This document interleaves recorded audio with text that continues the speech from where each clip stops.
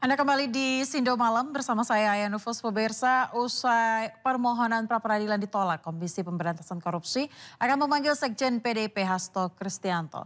Hasto akan kembali diperiksa sebagai tersangka dugaan suap dan perintangan penyidikan kasus Harun Masiku.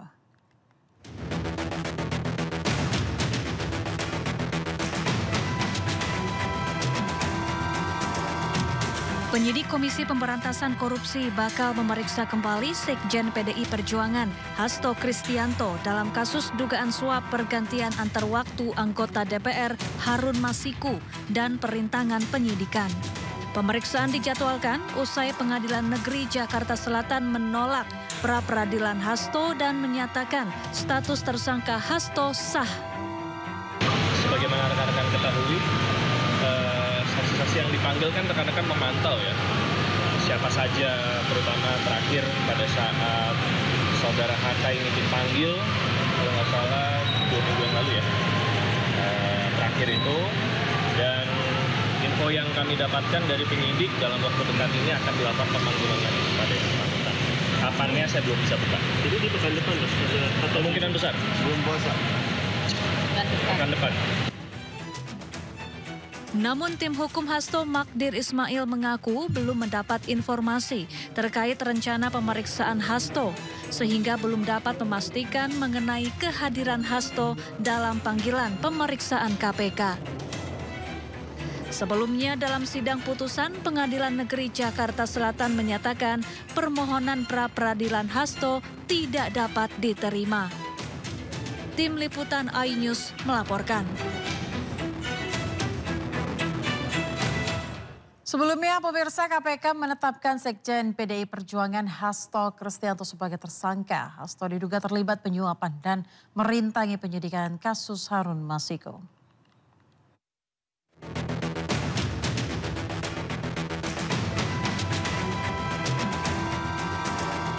KPK menetapkan Sekjen PDI Perjuangan Hasto Kristianto sebagai tersangka dalam kasus suap pergantian antar waktu Harun Masiku. Komisi Anti Rasuah menemukan bukti Hasto bekerja sama dengan Harun Masiku melakukan upaya suap kepada ex-komisioner KPU Wahyu Setiawan untuk meloloskan Harun Masiku sebagai anggota legislatif melalui mekanisme pergantian antar waktu. KPK juga menemukan bukti lain saat Hasto berupaya merintangi penyidikan dengan meminta pegawainya menelpon Harun Masiku saat operasi tangkap tangan KPK pada Januari 2020 silam. Saat itu, Hasto memerintahkan Harun untuk merendam ponselnya ke dalam air dan segera melarikan diri. Kasus suap Harun Masiku menjadi salah satu episode panjang dalam sejarah hukum Indonesia. Pada Desember 2024, Harun Masiku genap 5 tahun sebagai buronan. Kasus suap Harun Masiku berawal saat upaya menggantikan Nazarudin Kemas, anggota DPR RI terpilih yang meninggal sebelum dilantik. Pada 2 Desember 2019, Harun Masiku diduga melakukan suap kepada Komisioner KPU Wahyu Setiawan untuk memuluskan langkahnya. Namun pada 8 Januari 2020, KPK melakukan operasi tangkap tangan dan menangkap Komisioner KPU Wahyu Setiawan. Sementara Harun Masiku kabur dan menjadi buronan internasional. 10 Juni 2024, KPK periksa Sekjen PDI Perjuangan Hasto Kristianto sebagai saksi dalam kasus suap Harun Masiku.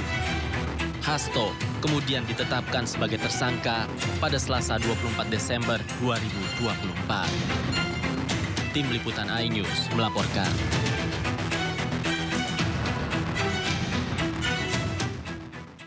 Kita beralih ke informasi lainnya, pemirsa. Jelang pelantikan sebanyak 481 kepala daerah dan wakil kepala daerah terpilih menjalani pemeriksaan kesehatan di kantor Kementerian Dalam Negeri. Tes kesehatan ini digelar di Plaza Gedung C dan Gedung F lantai 3 Kemendagri. Tes kesehatan seharusnya digelar Sabtu kemarin namun ditunda menjadi hari ini. Tes kesehatan berlangsung selama 2 hari yang dibagi dalam 3 sesi. Sesi pertama yakni pukul 8 hingga 10 pagi. Sesi kedua pukul 10 pagi hingga 12 siang. Dan sesi ketiga pukul 1 siang hingga pukul 3 sore waktu Indonesia Barat.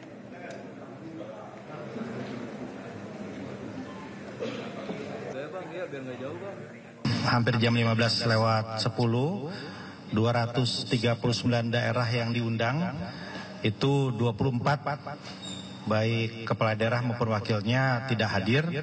Ada yang sudah menyampaikan izin karena ada keperluan atau ada agenda yang mendesak yang mungkin akan diusahakan besok hari kemari, tapi ada beberapa juga yang belum diketahui alasannya gitu. Itu yang pertama. Yang kedua, kami pantau tadi dari cek kesehatan, tes darah, tensi dan lain-lain, keseluruhan umumnya baik. Ya, kalaupun tensi agak naik sedikit itu biasa. Jelang pelantikan serentak 20 Februari mendatang, pemirsa, 239 kepala daerah terpilih menjalani tes kesehatan hari pertama di Kementerian Dalam Negeri Jakarta Pusat pada Minggu pagi. Pemeriksaan meliputi pengukuran tekanan darah, kolesterol, dan asam urat.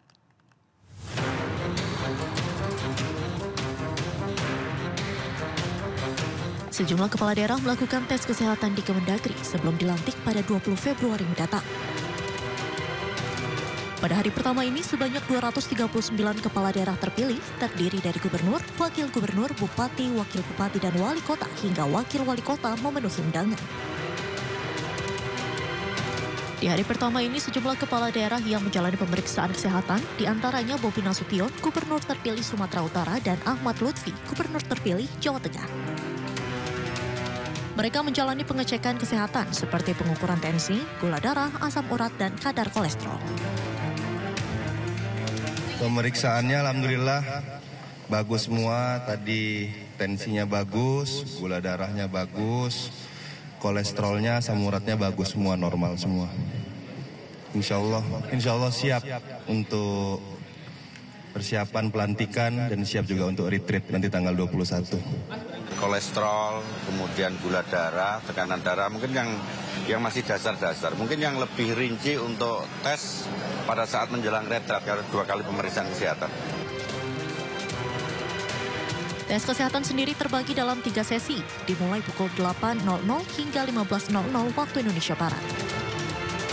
Selain tes kesehatan, para kepala daerah terpilih juga mengambil tanda pangkat di kantor Kementerian Dalam Negeri Gambir, Jakarta Pusat. Dari Jakarta, Indra Setiabudi, Jaka Samsa, iNews melaporkan. Ya, pemirsa, Wakil Gubernur Jakarta terpilih Rano Karno alias Sidul menjalani pemeriksaan kesehatan di hari pertama pada Minggu siang tadi. Sementara itu, Gubernur Jakarta terpilih Pramono Anung akan menjalani pemeriksaan kesehatan di hari kedua, Senin esok.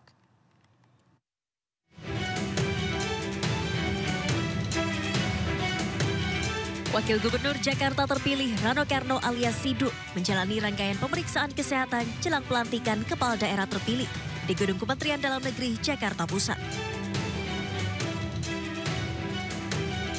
Rano Karno atau Sidul hadir tanpa didampingi pasangannya Gubernur Jakarta terpilih Pramono Anung yang akan menyusul untuk menjalani pemeriksaan kesehatan di hari kedua pada Senin 17 Februari 2025. Hasil pemeriksaan kesehatan Rano Karno yang meliputi pengecekan tekanan darah, diabetes, hingga asam urat dan kolesterol dinyatakan dalam kondisi baik dan tidak ada yang berlebihan. Ya, alhamdulillah tadi semua alhamdulillah cukup bagus lah. Tapi yang tadi yang ngecek saya kaget juga. Bang, emang umur udah 64, gue udah tua juga. Tapi artinya semua lancar, gula darah bagus, diabetes oke. Itu aja sebenarnya. Asam urat oke. Aku sendiri kaget, asam urat aku ternyata bagus. Pada agenda pemeriksaan kesehatan kepala daerah terpilih hasil Pilkada 2024 hari pertama ini, ratusan kepala daerah terpilih dari Pulau Sumatera dan Jawa menjalani pemeriksaan kesehatan mendasar jelang pelantikan kepala daerah terpilih pada Kamis 20 Februari 2025 mendatang. Dari Jakarta, tim liputan iNews melaporkan.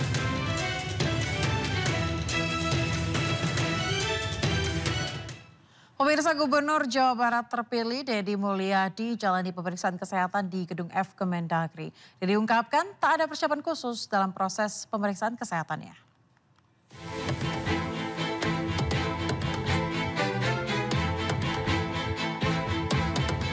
Gubernur Jawa Barat terpilih Deddy Mulyadi hadir di Kemendagri pada sesi kedua untuk melakukan pemeriksaan kesehatan sebagai syarat untuk pelantikan di Istana Kepresidenan Jakarta pada Kamis 20 Februari 2025 mendatang. Deddy mengaku tak mempunyai persiapan khusus untuk melakukan tes kesehatan karena dirinya mengungkapkan telah menyertakan medical check-up dan hasilnya sehat.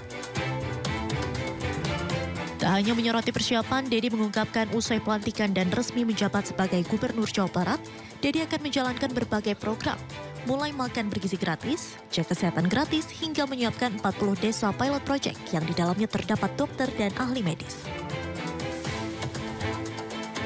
Kita ini kan bukan mempersiapkan pelantikan, yang kita persiapkan adalah ketika jadi gubernur. Kalau pelantikan kan hal yang seremonial, biasa saja yang biasa kita lakukan. Saya udah beberapa kali dilantik, jadi anggota DPRD kabupaten, jadi wakil bupati, jadi bupati 2 periode, jadi anggota DPR RI. Nah sekarang dilantik lagi jadi gubernur Jawa Barat. Saya sebelum menjabat sudah melakukan perhitungan pembiayaan pembangunan di Jawa Barat, sudah mencoba menitik beratkan pada pembangunan yang menjadi kebutuhan dasar, tidak menggunakan anggaran untuk kepentingan yang tidak penting. Diketahui 239 kepala daerah terpilih menjalani tes kesehatan hari pertama di Kementerian Dalam Negeri Jakarta Pusat Minggu pagi.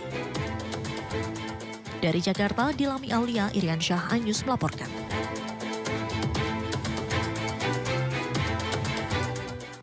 Sementara itu, pemirsa, Gubernur dan Wakil Gubernur Jawa Timur terpilih Khofifah Indar Parawansa dan Emil Dardak juga telah menjalani pemeriksaan kesehatan pada Minggu siang tadi. Hasil tes kesehatan Khofifah Emil dinyatakan dalam kondisi baik.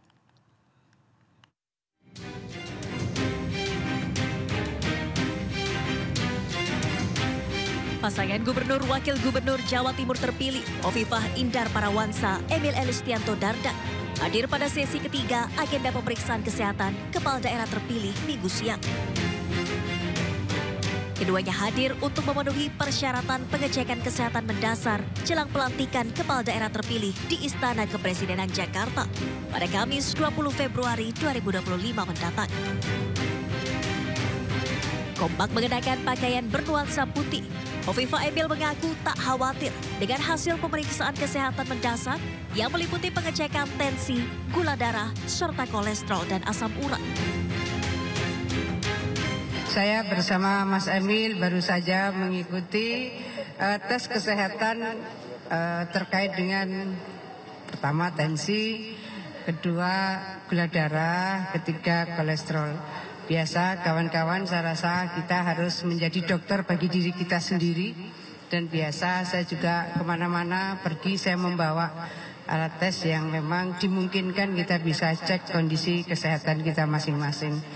Insya Allah ini awal yang baik untuk saling melakukan deteksi dini dari proses penguatan kesehatan fisik ya bagi calon kepala daerah, wakil kepala daerah terpilih yang insya Allah tanggal 20 akan dilantik oleh Bapak Presiden Prabowo Subianto.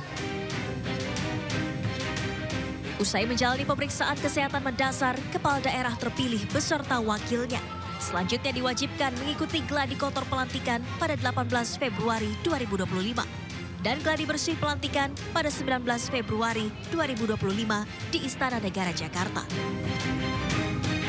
Dari Jakarta, Tim Liputan iNews melaporkan.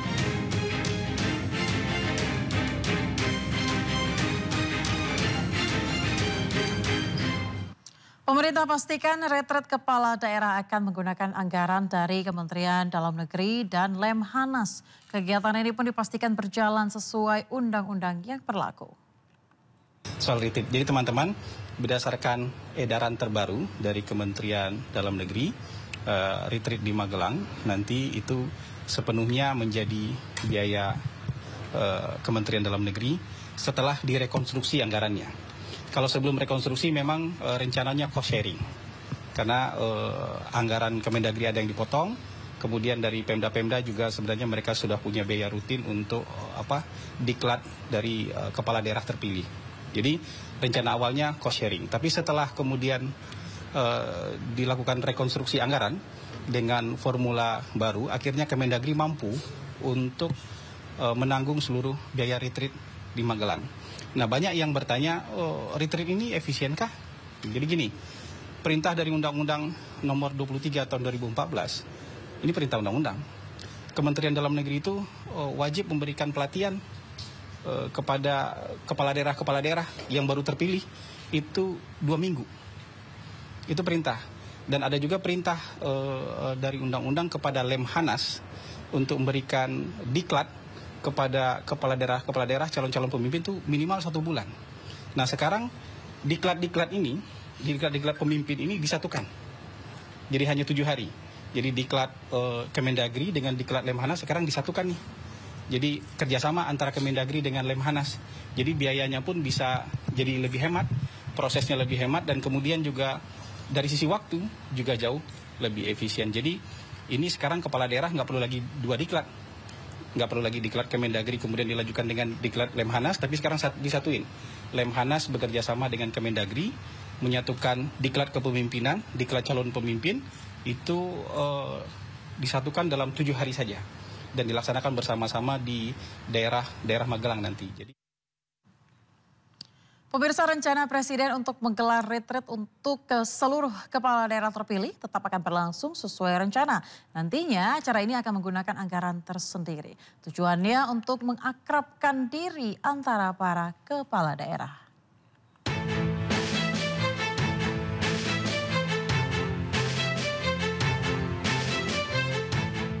Retret para Menteri Kabinet Merah Putih yang digelar pada Oktober lalu nyatanya menjadi salah satu cara Presiden Prabowo membentuk keakraban.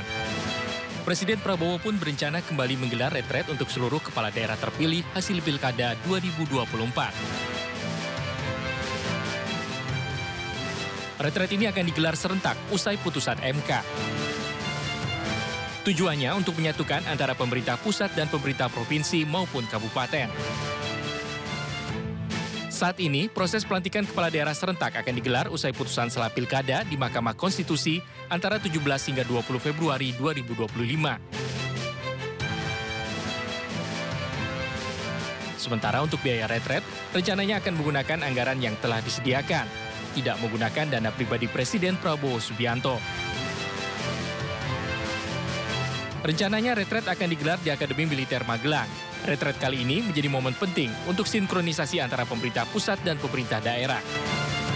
Dan juga keinginan Bapak Presiden ya bahwa seluruh kepala daerah juga akan dikumpulkan seperti dulu para menteri dan kepala badan wakil menteri dikumpulkan di Magelang. Supaya kita mempunyai persepsi yang sama terhadap masalah-masalah yang dihadapi oleh pemerintah. Nah, apalagi sekarang ini terkait dengan daerah. Tentu harus ada sinkronisasi kebijakan pusat dengan daerah, terutama juga melaksanakan program-program pemerintah pusat supaya juga dilaksanakan oleh pemerintah daerah.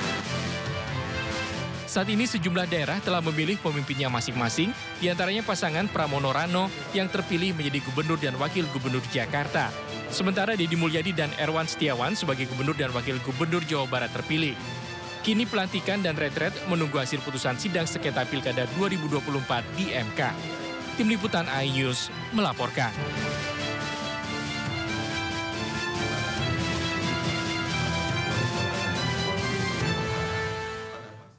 Pemirsa, kami akan kembali dengan sejumlah informasi menarik lainnya. Tetaplah di Sindo Malam.